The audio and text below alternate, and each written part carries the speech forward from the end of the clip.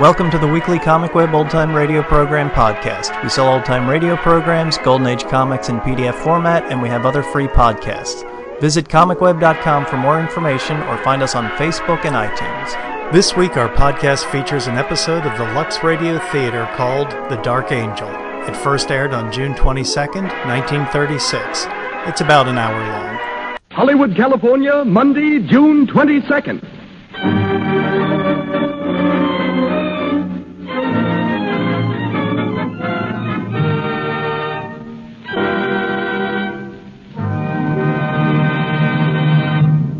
Radio Theater presents Merle Oberon and Herbert Marshall in The Dark Angel.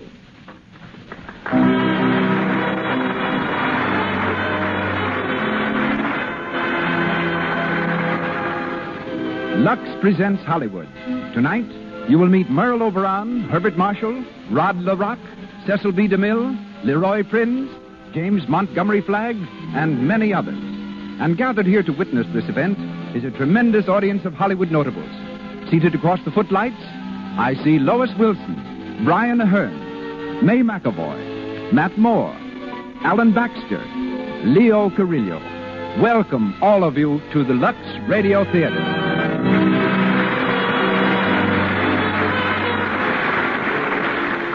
This entertainment is brought to you by the makers of Lux Toilet Soap, the beauty care used by 9 out of 10 Hollywood stars.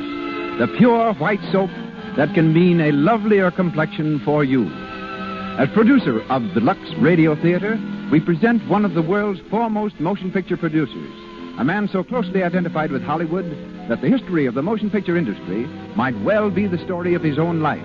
Ladies and gentlemen, Mr. Cecil B. DeMille.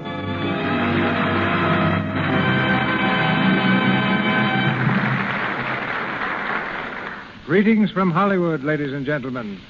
The lights of 1,000 cities are the footlights of our stage tonight. The play of the evening will be heard from Beverly Hills to Boston, from Miami to Montreal. By shortwave, we are even linked with Tasmania, that island in the South Pacific that gave us the lovely star of tonight's production. Her name is Estelle Merle O'Brien Thompson, but she is known to us all as Merle Oberon. We have listeners also in Hawaii, where once before I directed the man who stars in tonight's production, Herbert Marshall. We were making a picture on the slopes of Mauna Kea in the Koa Forest. I had to stage a fight between Mr. Marshall, Bart as we call him, and William Gargan. Bart was supposed to win, and Gargan was prepared to take a blow and be knocked down. We filmed the scene several times. Each time, Bart played the scene magnificently, up to the final blow. Then something went wrong. I finally asked him why he wasn't giving me what I wanted. And that delightful gentleman, who served with the London Scottish Regiment during the war, who saw action on many fronts and figured gallantly in the Battle of Arras, said very simply, "Mr. DeMille, I just can't bring myself to hit a man full in the face."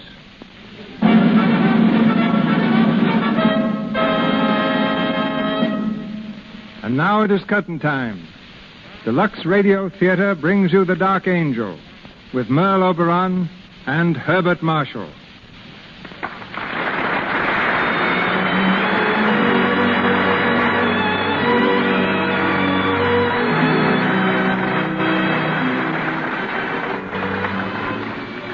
The Dark Angel is the story of Kitty Vane, played by Merle Oberon, and Alan Trent, a young English officer with whom she is in love, played by Herbert Marshall.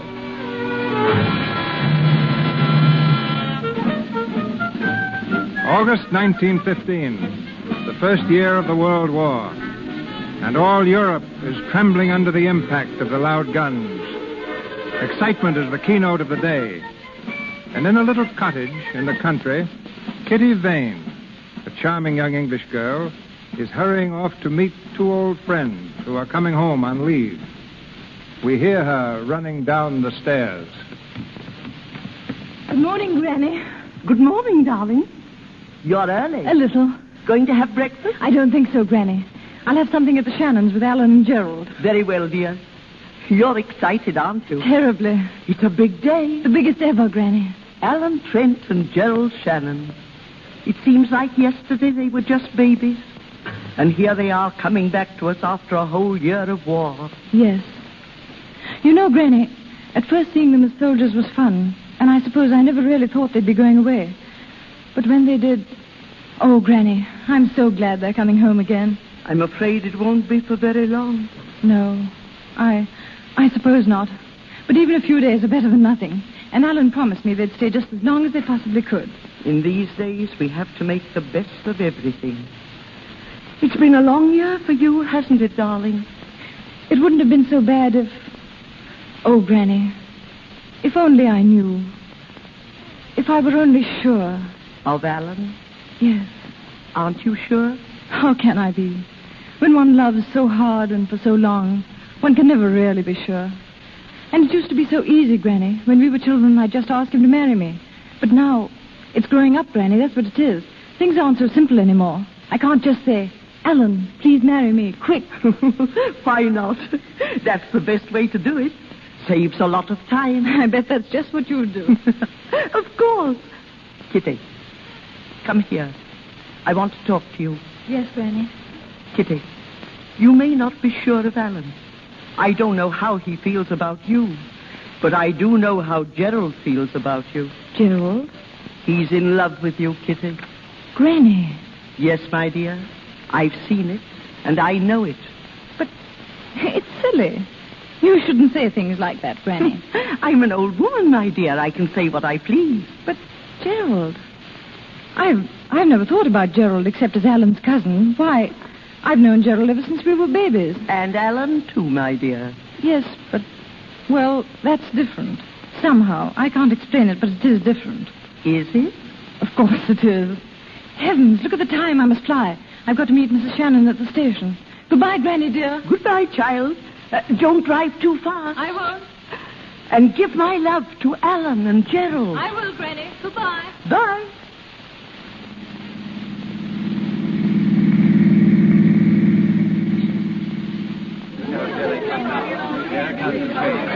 Troop train coming in on platform number 3, 20 minutes late.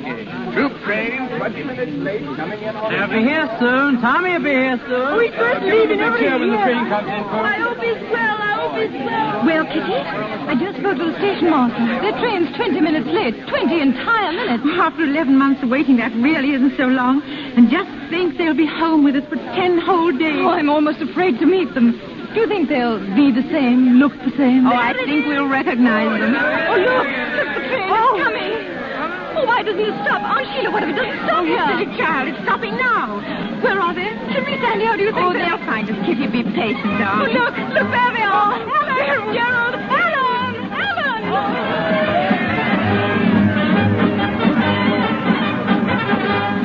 Kitty, darling! Oh, Alan.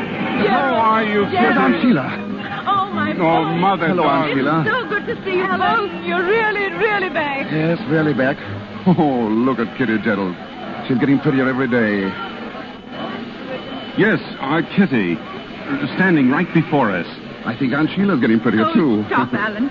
Come along, we've got the car. It's this way. Hope you got something to eat, Aunt Sheila. I'm as hungry as a bear. Luncheon's waiting for you. Good. For dessert, we can have dinner and top that off with a bit of supper. Wonderful idea, Alice. Are you two going to spend the whole 10 days eating?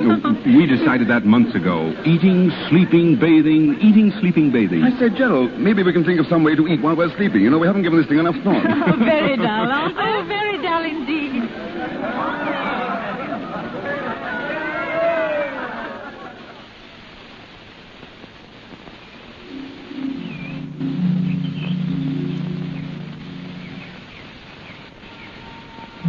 Hey, Kitty, where are you going? Alan, don't you know it's very bad manners to shout out of second-story windows? Well, it's just as bad as shout back.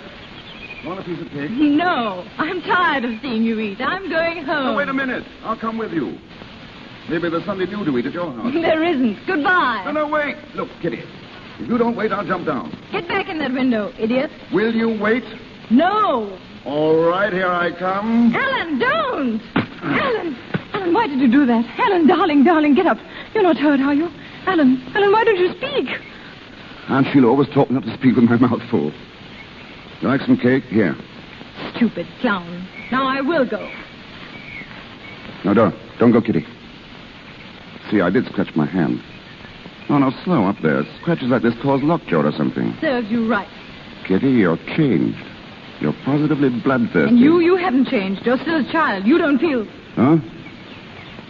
What don't I feel? You don't feel anything. Don't I? How do you know what I feel? Do you know about the months I've been away? The agony I've been in because of you? Do you know how frightened I was of coming home, of finding that you'd changed? That you didn't feel the things I wanted you to feel? Oh, look here. I can't say it all. Maybe I can't see any part of it. I'm scared. Kitty. I have so much love for you. It's like something you saved up for a lifetime and didn't know about. And then it all comes at once. I love you so, Kitty. Oh, Alan. Alan. I wanted to hear you say that so much. Darling, surely you knew. I wasn't sure. You see, I've always been around. I know. When I first looked through the bars of my crib, there you were, telling me what to do. I was not. When I saw my first tree, you were in it, peering down. My first bird, my first squirrel, my first bath, you were always there. That's what makes me afraid. You may be just used to me. You may meet some other girl. Oh, no, shh, you sweet idiot. Don't ever say that. There'll be no one else ever. If you ever weren't there, I'd stop living. I'd stop breathing. I'd stop wanting to breathe. Alan. Don't ever go away, Kitty. Never, Alan. Oh, my darling. Come on. We'll tell Aunt Sheila. And Gerald, too. No, wait. What are we going to tell them? But we're going to be married. But when? Day after tomorrow? No, tomorrow. Why, you shameless hussy. Come on, we'll run. Wait, Alan. Now, come on. You're going too fast. Up the steps, quick. Who's going to tell them? Both of us. Aunt Sheila, where are you? Hello. What's all the excitement? Oh, Gerald. Big news. Can you guess, Gerald? I think I can. So it's fully happened after all these years. Congratulations. Oh, thank you, Gerald. All my love, Kitty, for you both. This is the way it should be. I'm happy about it. Did you call me, Alan? Come here, Mother. Is anything wrong? Oh, no, it's right. These two have got themselves engaged. Getting married tomorrow. Married? Oh, that's splendid, Kitty, dear. I'm very happy. I know you'll be happy. Both of you. We'll all of us be together. Always now. Do you mind if I run? I can't wait to tell Granny. I think you should come with me, Alan. I fully intend to. We'll be back. Come on, Kitty.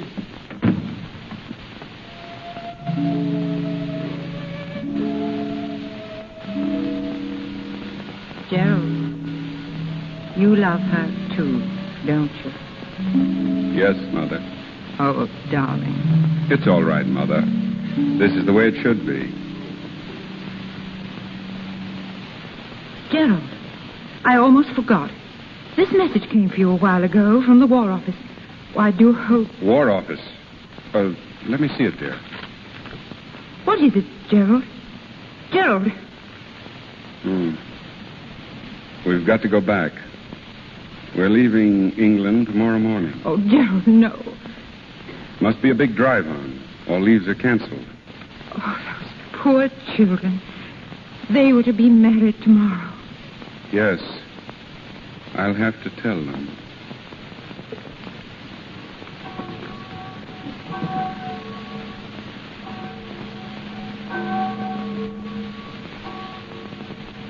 You mean you can't marry us, Father Charles? I'm afraid I can't, Alan. But you've known us ever since we were children. There must be some way. The notices for all weddings must be posted first, Kitty. Oh, you know that, my dear. 2 hours ago, it might have been possible. It's too late now. Oh, Father. I'm sorry, Kitty. I know how you feel. But try to see that Alan will be back soon, and you'll be married here. We'll arrange it all beforehand. It won't be long. Who knows how long it'll be? Oh, my boy. I'm sorry, Father. Thank you, anyhow. You've been very patient with us. God bless you, and bring you back to this church for the marriage you want. Goodbye, my children.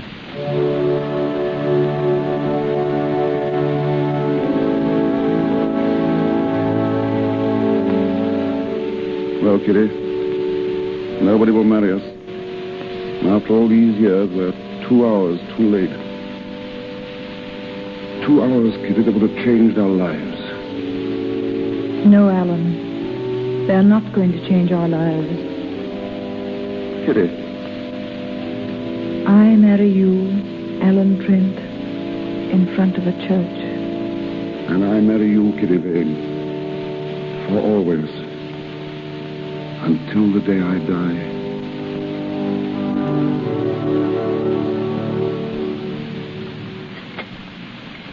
Kitty, you're not eating. I can't. You shouldn't have come down here, Danny. We should have said goodbye at the church. I wanted to be with you, Alan. Right to the last. Is there anything I can do for you, sir? No, thank you. Well, I hope the dinner was good. Quite good. That's right. I always like to see a soldier eat before he's off. I suppose you're one of them as is leaving on the boat tonight, sir. Yes.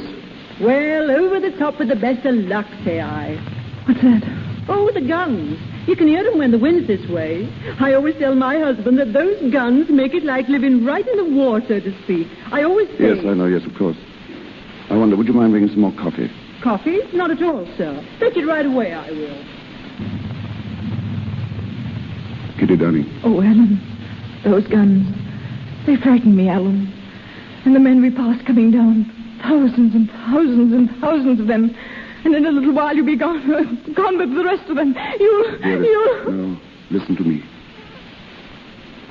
They're going. I'm going. There's nothing to be done about that. There isn't much time left. And we must face the truth. And the truth is that in the few hours we have left, we must live a whole life together. We must play a game.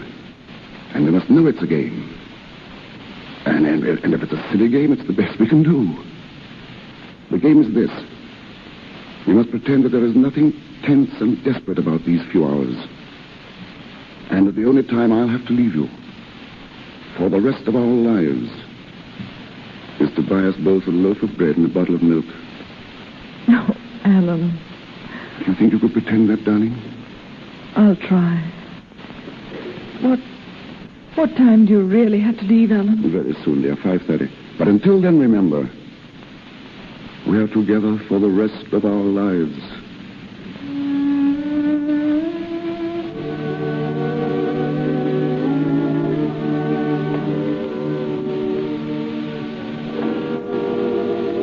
It's time now, darling.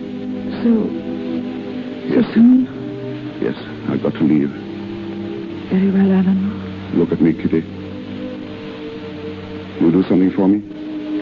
Whatever you wish. Then sit here. Just where you are. Close your eyes, darling. Now, don't open them till I've gone. I love you. I'll always love you. Goodbye, darling.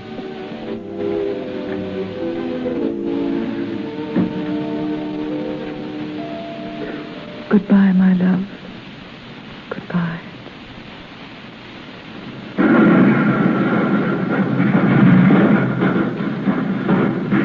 Phew. Pretty bad going out there tonight.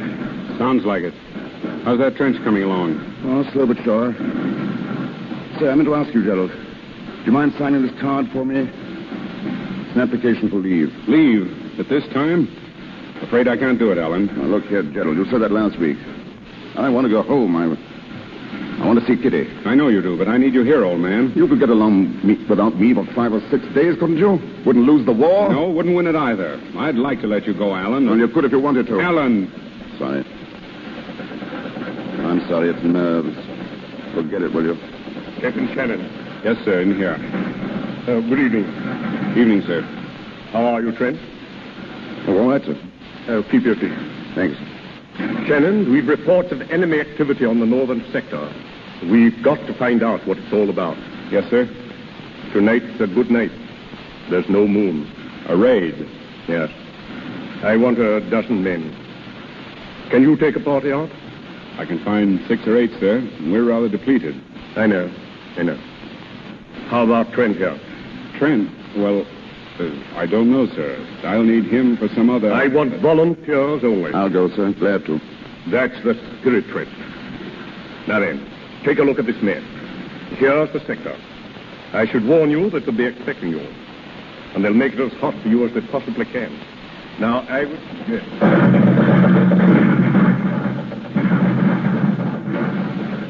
Ready, Alan? Ready. How much time? 30 seconds. Sorry I got you into this, old man. That's all right. Look out! Oh, Colonel said they were expecting us, didn't he? Oh, it won't take long. Over and back in 3 minutes if all goes well. What is it now? 10 seconds. Good luck, Alan. Good luck, Gerald. All set? Anytime you are. 4, 3, 2, 1. Over we go! Come on! Stay down! Down, everyone! Stay down in them!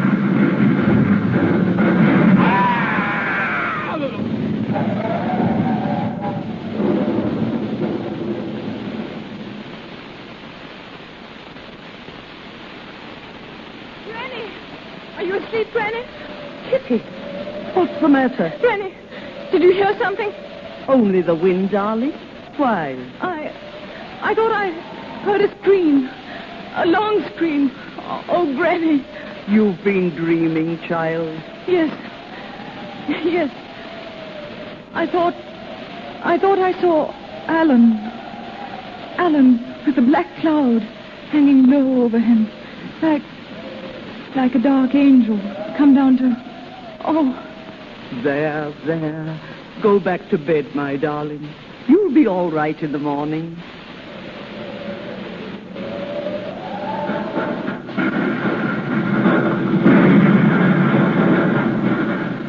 Well, Captain Shannon, everything went off all right, didn't it? Yes, sir. Did you bring back a prisoner? Yes, sir. Good. What about the men? Lose any? Shannon, I asked you if you lost any men. Yes, sir. We lost 4 men. 4? One of them was Alan Trent.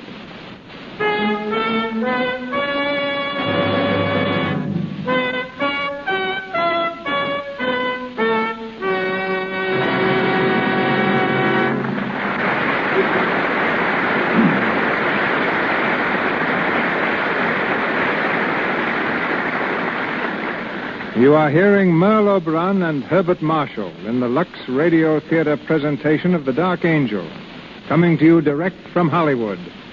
We continue with the play in just a few moments. But now let's take a side glance at the screen capital.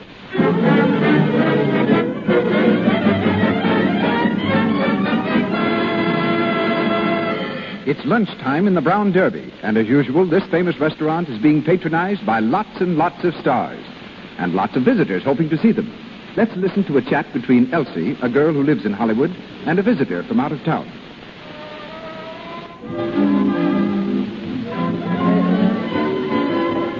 Oh, look, Elsie. That must be... Oh, it is Norma Shearer. Do you see her here often? Oh, yes. Lovely, isn't she? Oh, she's a real beauty. Lovelier than I thought she'd be, even. Boy, but she knows how to dress. And what skin? Nice skin is something a movie star just has to have, Alice. Oh, there's Joan Blondell over there, the girl in brown. Oh, yes. Well, her skin is certainly knockout, too. Just has to be. No one here can afford to have cosmetic skin. Why, if they had enlarged pores or little blemishes, it would just be too bad. I've read about how they use Lux toilet soap to remove cosmetics. Yes, and I know that's what they do. Remember Jane Bangs? Yes. Well, her family's here now, and her brother works in one of the big studios. And he says Lux toilet soap is always in the stars' dressing room. wise women all over the country are protecting their skin the way Hollywood's lovely stars do. Before they put on fresh makeup during the day, always before they go to bed at night, they use Lux toilet soap. This simple, regular care protects the skin, keeps it clear, smooth, good to look at. And once again, Cecil B. DeMille.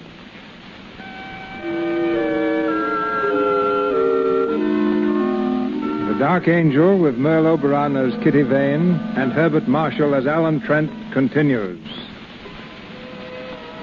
Many months have passed since the night Alan disappeared into the darkness of the battlefield. Gerald, on leave again, has gone directly to Kitty. We find them sitting under a tree in Kitty's garden. It's wonderful to see you again, Gerald. It seems ages since you were home. It's been ages. You're looking well. Oh, I'm fit enough. What about you, Kitty? I? You look tired. Oh, no. No. I'm very well. Oh, Gerald.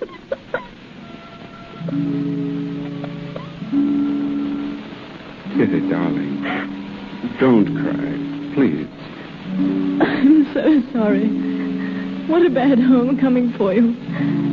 I wanted it to be different, happier for you. No, it couldn't have been without Alan. Gerald, when Alan died, it was the night of the 17th, wasn't it? Yes. What time was it? I don't know, dear. There was an explosion, and I never saw him again. I think it must have been shortly after... Shortly after 11 o'clock. I know. He had wired me he was expecting leave, and then... He wanted leave, Kitty. He wanted to come home to you. And he couldn't get leave? I wouldn't give it to him. What? I wouldn't give it to him. I could have, but I didn't. I refused, Kitty. I killed Alan. Gerald, what are you saying? It's my fault. If I'd done what he wanted me to, he'd be alive today. It's my fault, Kitty. I killed Alan.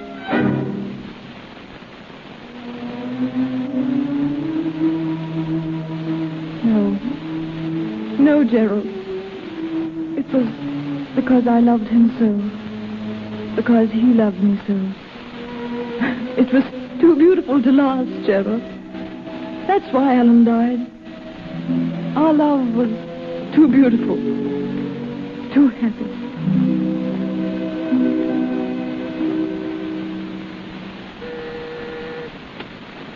Yes, Doctor? Bring Roger Crane in, please. Yes, sir. Roger Crane? Yes? Dr. Barton would like to see you. Of course. Give me your hand. I'll lead you in. Thank you. There you are. Roger Crane, Dr. Barton. Well, come in, Crane. Thanks. Well, this way, Crane. There's a chair right in front of you. Here, let me help you. Oh, it's all right. I can find it, Doctor. I'm learning to feel my way around quite well now. Fine, fine. Nature takes care of a man, doesn't she, Doctor? If she takes away his eyes, she gives him a good sense of direction. Compensation, we call it. You notice the difference between night and day yet? No, not yet. Well, that'll come. Is that all I can ever hope for, Doctor? To notice the difference between night and day? Will I never see anything again? No, Crane. I'm sorry. Oh, well. Oh, Crane, I want to talk with you, not as the head of a rehabilitation hospital, but as man to man. Today, you leave us. I'm assigning an orderly to you, Mills, a pleasant fellow. He'll take you home. I'm not going home, Doctor. I have no home. And your real name is not Roger Crane, is it? It's as good a name as any other. Yes, I suppose so. Well, Crane, I have a few things here that belong to you. Some money, a very disreputable-looking pipe. Thank you. And a photograph. Photograph? Yes. So I've kept these things for a reason. Now, look here, my boy. You came to us from a German prison hospital. Your card read that all means of identifying you had been destroyed. I could have gone into that further, but I didn't. I know that. I'm grateful. Now, this picture. I see there are 3 people in it. One of them is you. There's an inscription. To Alan and Gerald. Take care of each other. Kitty. Now, Crane, those 3 people are not strangers to one another. Who are the other 2? Why aren't you going home? Fear of being pitied, I suppose? Being a nuisance? I know what it means. I once saw blind men in a hospital. Stumbling, helpless. Now I'm one of them. Is that your only reason? Reason enough, Dr. Barton. Well. What are you going to do? I don't know. Take a cottage. Somewhere in the country where I can be alone. I've always wanted to write. I think now might be a good time to start, don't you? And that's going to be your life. Away from your home, your friends. Away from everything that made life sweet. Yes. It's a lonesome existence you've picked for yourself, Crane. I know it. But that's the way it's got to be. I can't go back.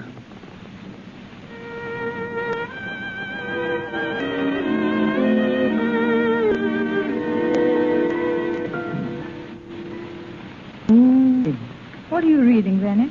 The book reviews. There's an article about young children's stories. They say he's blind. Blind? He has to dictate all his books. Poor fellow. I dare say he's happy, though.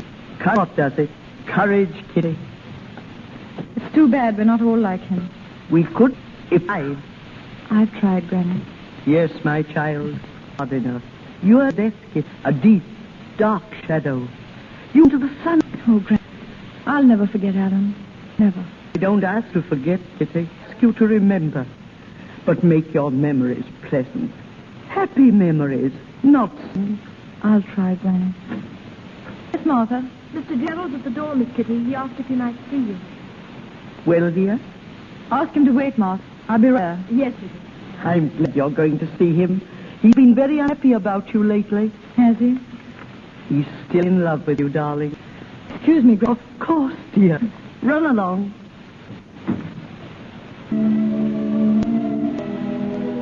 Hello, Gerald. Kitty, how are you? All right. It's been a long time since you were here, Gerald. I know. I didn't want to come. Why not? You've been keeping to yourself so much lately. I thought perhaps you'd like to be alone as much as possible. Thank you, Gerald. Shall we sit down out here? How is your mother? Oh, she's very well. She's been worried about you, though. Tell her I'm coming to see her soon, will you? I wish you would, Kitty. The house hasn't been the same without you, really. I was there a lot, wasn't I? We want you there again. I know what it's been for you these last 2 years. It's been agony for me just thinking about you. I'd like to try to make you happy again. Will you let me try, Kitty? Oh, Gerald, you're very sweet to me.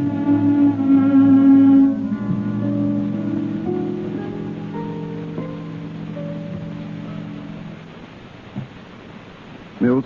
Yes, Mr. Crane? Read that last paragraph back to me, will you? Certainly, sir. The boys, tired of fishing, were splashing about in the sea, having left Jennifer on board to watch the lines. They'd swum a little distance away from the side when a puff of wind stirred the sails. The boat gave a quiver, and Jennifer jumped to her feet. Suddenly she realized to her horror that the boat was a-moving. In terror, she ran to the side and shouted, "Peter, Peter, we're drifting out to sea." Mm-hmm. That's pretty exciting, sir. Excuse me asking, sir, but what's going to happen to her? I'm not sure yet. We'll call that the end of chapter 6, Mills. Very good, sir.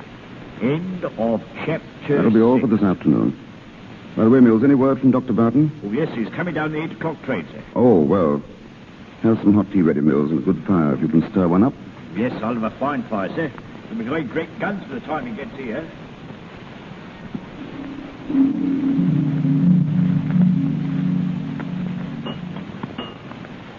Another cup of tea, Dr. Barton? No, thanks.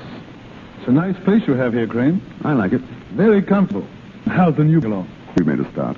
Fine. It's been amazingly easy. I stretch out all day here in the study or back to Mills. Sometimes I laugh at myself. Imagine me stories for boys. I read a picture a few weeks ago in the section of the Times. They wondered why you print your photograph. I don't think my picture... No? Wayne, during the war, you were in the artist rifles, weren't you? Yes? Did you ever come across a chap called Shannon? Gerald Shannon? Company. Oh, is that so? Well, Crane, do you remember a photograph of yours I gave at the hospital? A photograph of 3... I remember. I think I saw 2 of those people again. Of their pictures, I mean. Where? In the Sunday Times. I brought it along with me. The caption says they're Gerald Shannon and Kitty Vane. Is that right? Yes, that's right. What? What's it say about them? It says they're going to be married. Married? Are they? I'm very glad. We used to be quite good friends. They've been very close to each other all their lives. I was hoping this would happen. When is the wedding? June 3rd. They're giving an engagement dance tonight at his home. Oh, that's fine, isn't it? I'm glad.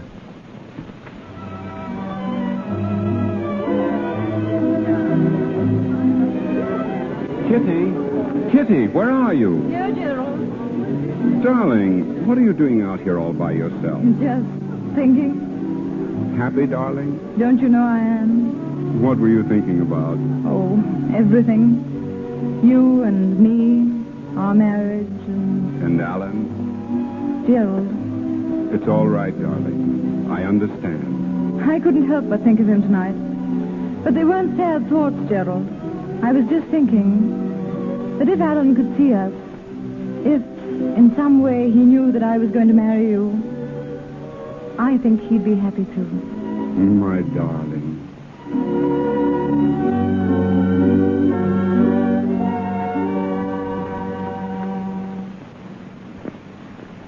I say, Crane.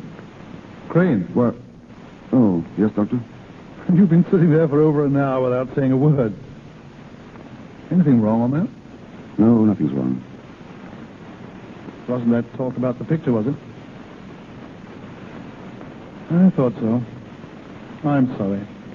I guess I've gone off the deep end again. No, that's all right, Doctor. Right. Oh, it's my own fault.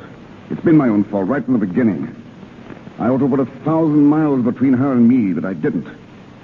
I stayed here where I might be near her. Hear a word of her. I had it coming to me, and now I've got it. I've lied to myself, Doctor. I pretended that I've made a life, that I was happy. Now I've found myself out. The work of all these years thrown away.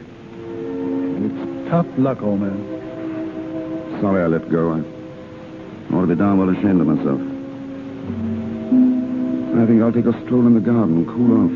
Can I take you out? No, I can find my way. I'm used to it now.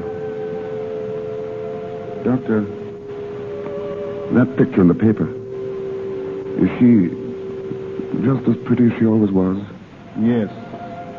She's very pretty. I'm glad it's a good picture. I wish I could see it.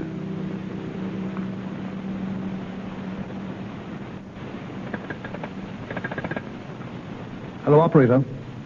I want to speak to Mr. Gerald Shannon. No, I don't know his number, but it's near Southwell. Yes, Shannon.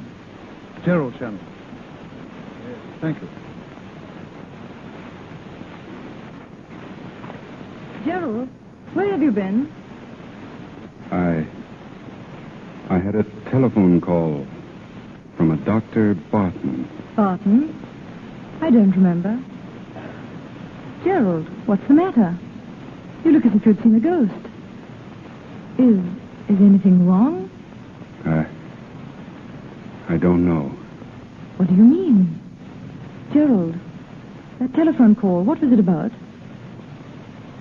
Can't you tell me, Gerald? I've got to tell you. It was about Alan. Alan? Alan's alive. Alive? Gerald. Gerald, what are you saying? He can't be alive. He is. I'm going to take you to him now. Oh, Gerald. Gerald. I'm afraid.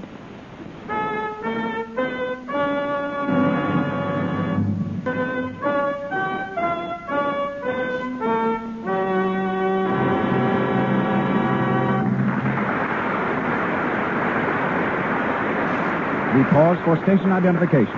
This is the Columbia Broadcasting System.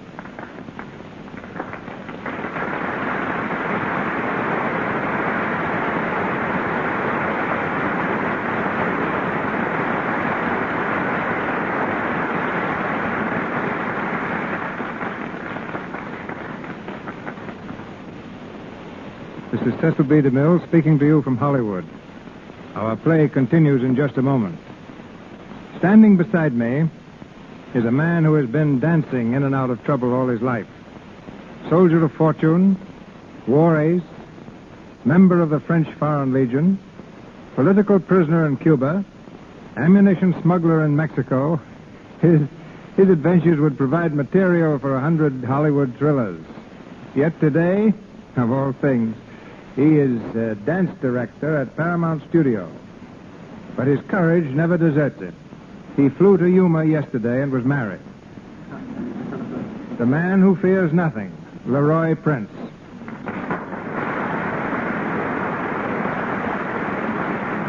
You're wrong, C.B. There are two things I am scared of. One is this microphone, and the other is DeMille. I don't know why.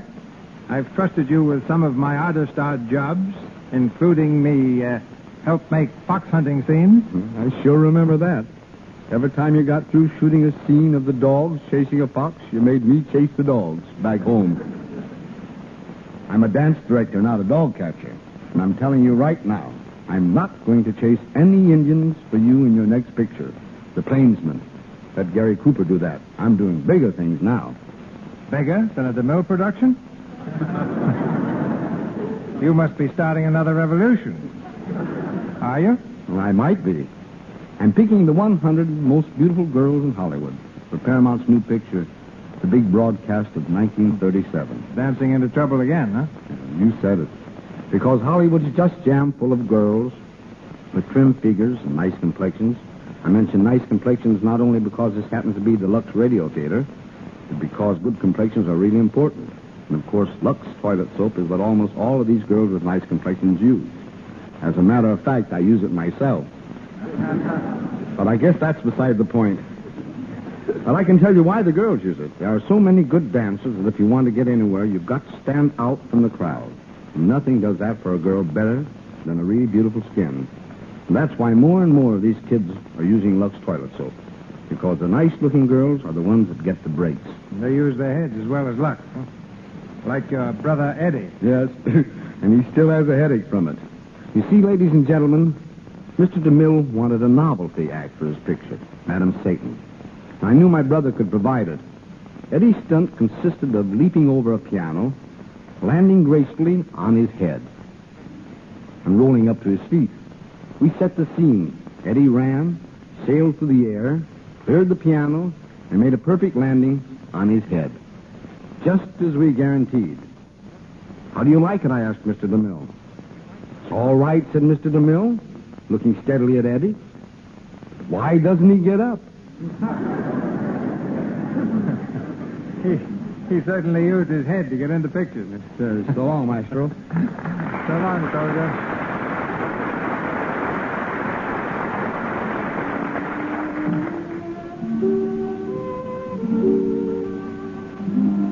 We come to the last act of The Dark Angel, starring Merle Oberon as Kitty Vane and Herbert Marshall as Alan Trent.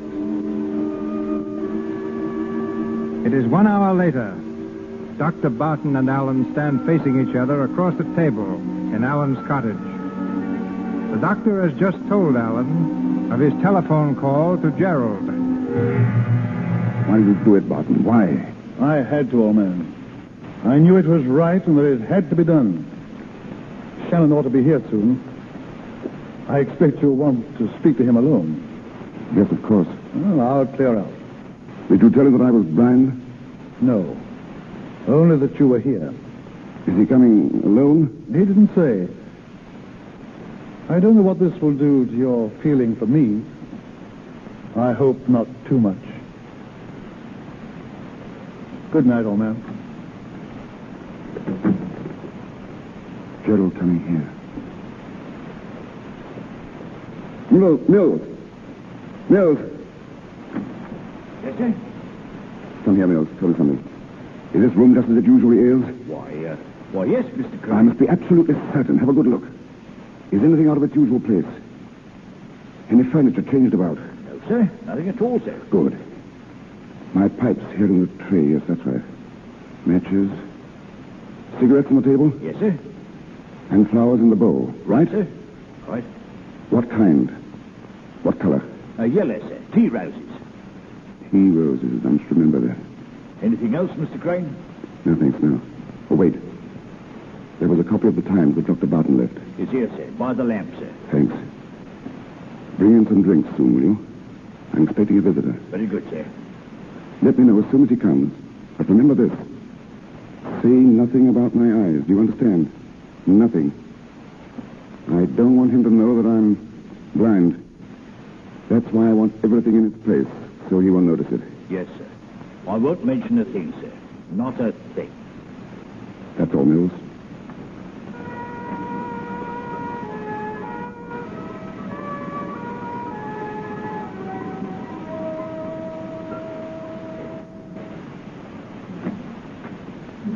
How's it, Mills? They're here, sir. They? Yes, sir. Lady and a gentleman, sir. A lady? Young? Yes. Small, dark, and very pretty, sir. Very pretty. Shall I show him in, sir? Yes. Very well, sir. Mr. Crane's in the sitting room, ma'am. Thank you. Alan. Kitty, how are you? Oh, Alan. Alan, old man. Gerald, it's so good to see you. And Kitty. It's really you. I always knew sometime, somewhere. That we should meet again? Yes, I think I always knew it, too. The three of us. I'm so happy to see you both. Sit down, Kitty. Get a little man. Sit down. You'll have a drink, won't you? Alan, what? There's a cigarette right there on the table, Gerald. Alan, what's the matter? All right. What do you mean? You act so queerly. You treat us like strangers. Oh, Kitty. But you must have so much to tell us. Yes, Alan. Well, it's a long story. But I want to hear about you. How's Aunt Sheila? How's everything? I'll keep you here for days telling me. Give Kitty a cigarette, Gerald. Matches here, huh? Thanks. I have some. Where have you been, Alan? Where? Well, I've been here. I've become a writer. Remember when we were kids? I was going to be a Shakespeare. Well, I'm not a Shakespeare. I write books for children. I like doing it. I guess I've done fairly well. I use the name Roger Crane. But, Alan, why didn't you let us know? Do you mind if I have a pipe? I'll show you around the garden later. I'm terribly proud of my roses.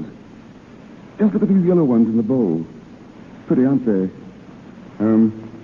Tea roses. Alan, what's happened to us? Yes, why are you holding us off, Alan? I saw the notice of your engagement in the newspaper. Nice picture, too. My love to you both. I hope you'll be very, very happy. So, that's it. That's why you sit there torturing us, torturing Kitty. For years, you've let us believe you're dead, and well, now we come here after all this time, and you talk of roses. Good Lord, man, you've only to look at Kitty's face to know what you're doing to her. Gerald. Go outside, Gerald. I want to speak with Alan alone. Very well. No, Kitty. wait, Gerald. I see no I'll be out in reason. the garden.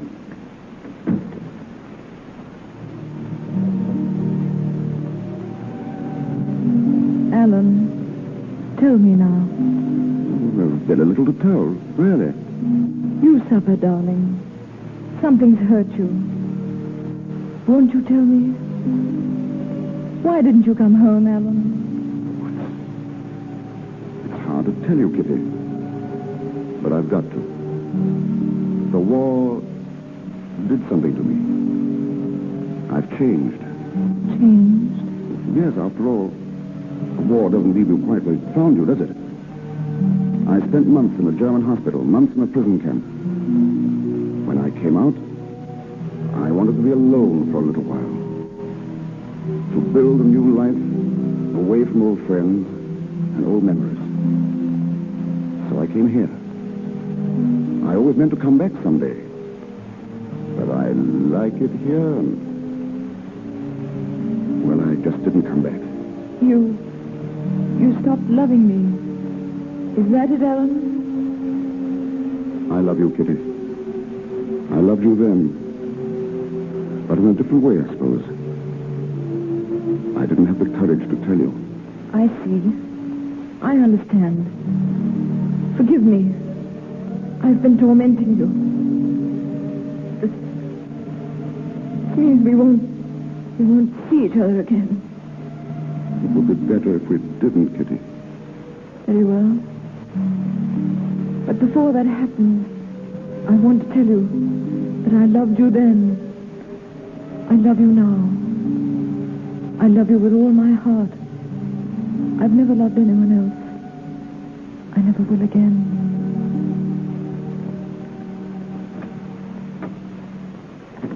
Goodbye, Alan. Goodbye, Kitty.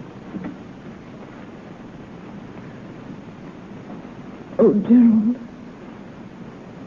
Did he tell you anything? No. Just that he's changed. Gerald, what's happened to him? What's happened to him? Don't, Kitty. Don't, please. Take me home. Take me home. No. You've got to stay here. No. Yes, dear. You see, I just spoke to the doctor. The one who called me. Well? Go back to Alan, Kitty. He needs you. You love him, don't you? Go back inside and stand in front of him. Don't tell him you're there. Don't make a sound. Just watch him. Watch him? Go now, darling. But Gerald... Go now, darling. Yes, Gerald.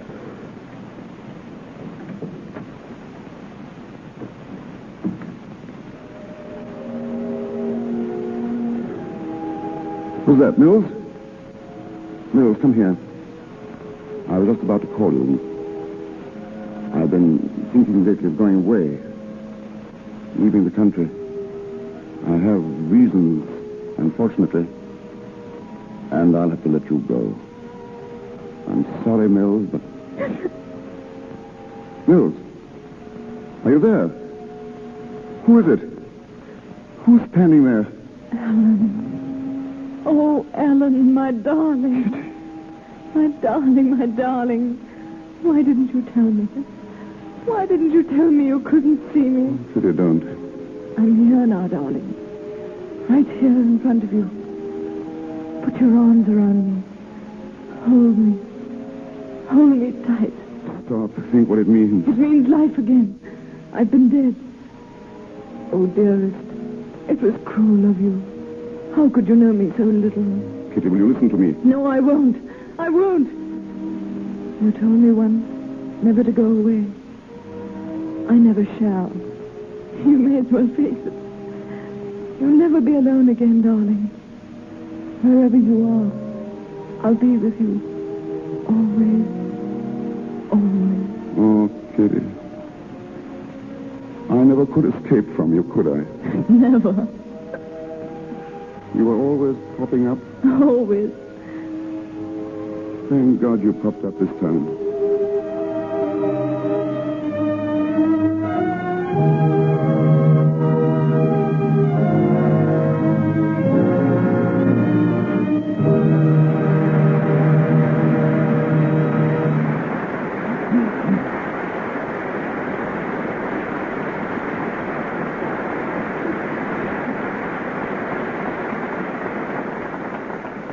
So ends the story of the Dark Angel. And in just a moment you will hear further from our artists, Merle Oberon and Herbert Marshall. Speaking of artists in a more specific sense, I doubt if there is any painter in the United States better known than our guest tonight. With Charles Dana Gibson and Howard Chandler Christie, he made the beauty of the American girl famous the world over. He's also a motion picture pioneer. Ladies and gentlemen, Mr. James Montgomery Flagg.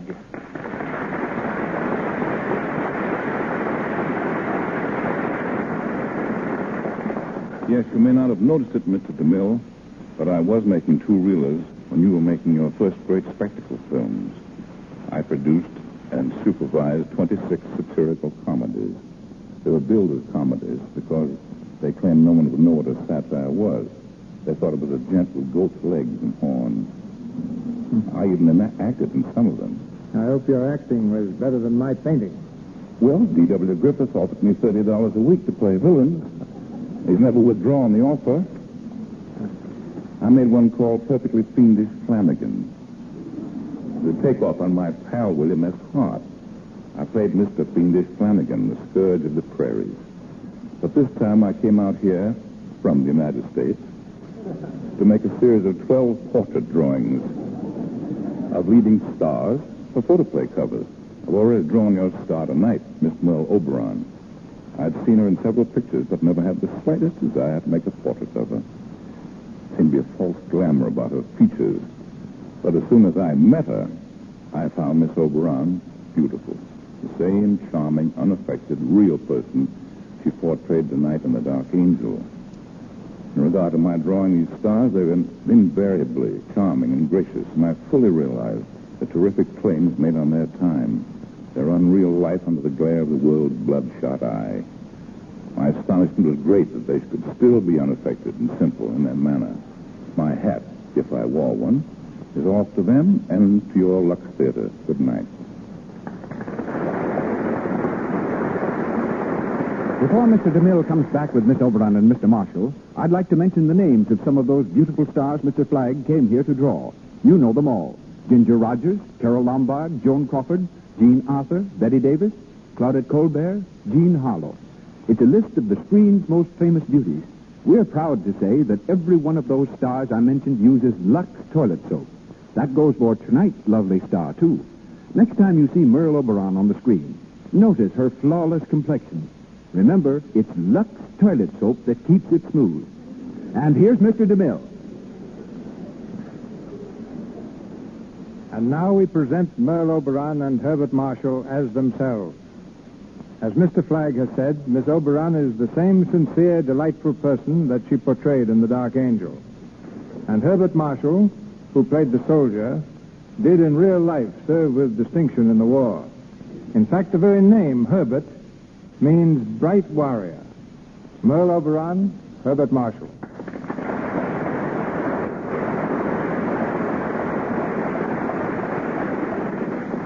Now, just a minute, Mr. DeMille. You have me a little mixed up. Before the play, I was a man who hated to fight. During the play, I did, and now you say my name proves I love it, and I don't. Well, names are deceiving. Cecil means dim-sighted. Yet out of 3,000 people at a Roman banquet, I can detect the one extra girl on the back of the set who's chewing gum. And Merle means nightingale, but I never sing in my pictures. I'm told you sing and speak in many languages. French, Spanish, Russian, even Hindustani. That's from living years in India, Mr. DeMille. It was there that I first saw the picture of The Dark Angel. It was a silent version with Ronald Colman and Vilma Banky. And I longed to be an actress and do it myself. Well, you realized your dream magnificently, both on the screen and tonight in the Lux Radio Theater. It's your best performance so far. What's your next? It's called, for the time being at least, In Love and War. What's yours, Bart? All's fair? Well, next week I start in Portrait of a Rebel with Katharine Hepburn. Who's the rebel, you or Katharine? It's Katharine. But I was a rebel once. My family wanted me to be an accountant. I wanted to be an actor. That's one rebellion I approve of. Oh, thank you. To the Lux Radio Theater this is Cecil B. DeMille saying good night to you from Hollywood. Heard on tonight's program was A Pretty Girl is Like a Melody from the Music Box Review. This is the Columbia Broadcasting System. The Lux Radio Theater Program started in 1934 in New York. The original idea was to take Broadway plays and dramatize them for radio. It may have been a good idea, but it didn't work. The producers had a hard time finding good adaptable plays, and the public wasn't responding. The program needed to be revamped or it would be canceled, so they packed their bags and headed for Hollywood. Lux Radio Theater decided to do their show big and glitzy, getting the biggest names and most glamorous stars to become the talk of the town. The show hired Cecil B. DeMille, he of the biggest epics ever in Hollywood, as the producer-host. In reality, he was more just the host than the producer. The first Hollywood production by Lux was The Legionnaire. It starred Clark Gable and Marlene Dietrich. Other stars to appear in the next few weeks were William Powell, Myrna Loy in The Thin Man, and Al Jolson in The Jazz Singer, and many more. The show started with the biggest stars in Hollywood and continued to get them throughout the run. Other stars included Cary Grant, Humphrey Bogart, Barbara Stanwyck, Joan Crawford, and many, many, many more. The show aired on Monday nights, and each production was treated like an opening night for a movie. The show was taped at the Music Box Theater on Hollywood Boulevard with big lights and a flashy show. It was an event to go to and a sign that an actor had made it if they were on. The shows would often have 50 people working for each episode, which is simply an unheard of number for a radio production. The show lasted until 1955, not a bad run considering it was almost canceled a year after it had started in 1934, and all just to sell Lux brand soap. Thanks for listening, and we'll catch you next week.